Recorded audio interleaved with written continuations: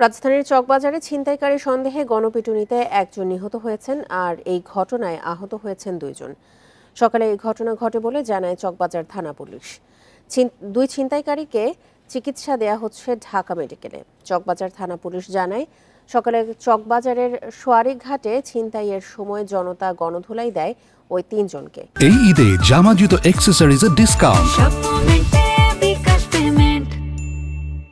পরে পুলিশ খবর পেয়ে ঘটনাস্থল থেকে তাদের উদ্ধার করে ঢাকা মেডিকেলে ভর্তি করে। তাদের মধ্যে একজনকে মৃত ঘোষণা করেন চিকিৎসক।